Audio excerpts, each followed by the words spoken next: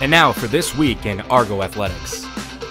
The University of West Florida volleyball team pulled a huge upset this past weekend at the Colorado Premier Challenge in Denver, Colorado. The Argonauts defeated the number 1 ranked Concordia St. Paul Golden Bears 3-1 in the opening match of the weekend. Junior Lindsey Homme led the Argonauts over the 5-time defending national champions with 13 kills. Sophomore Sarah Scott contributed 12 kills in the win. The Argos would go on to beat the number 17th ranked Lewis Flyers 3-1 later that day, with Homme again making a statement, leading all players with 21 kills. The UWF women's soccer team earned 2 key victories this past weekend. The Argos came from behind to pull an upset over the number 16 ranked Rollins College Tars.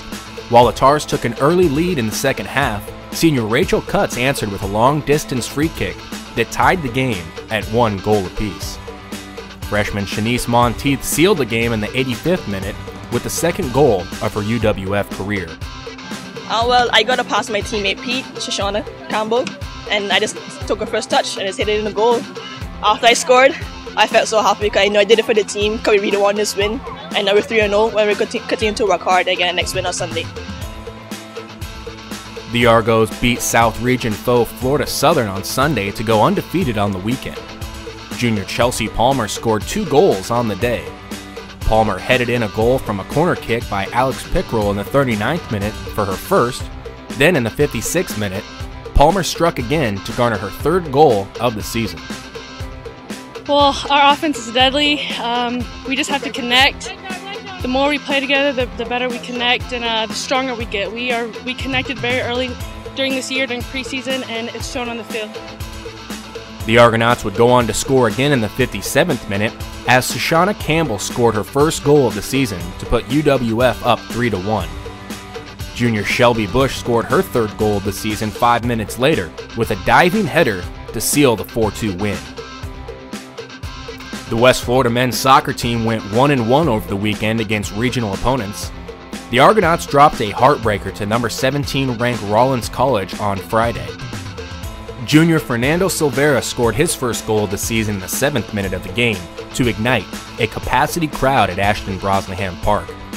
Rollins would respond later that half to tie the game and sealed the game in the second half with just under 2 minutes to go as the Tars took the 2-1 win. The men's soccer team responded to adversity well on Sunday as they earned their first win of the 2012 campaign. After falling behind 1-0 in the first half, senior captain Richard Dixon tied the game with a powerful header into the back of the net from senior Frank Cope. Junior Jack Salafrio converted a breakaway chance to score the game-winning goal in the 78th minute to seal the game and give UWF their first win of the year.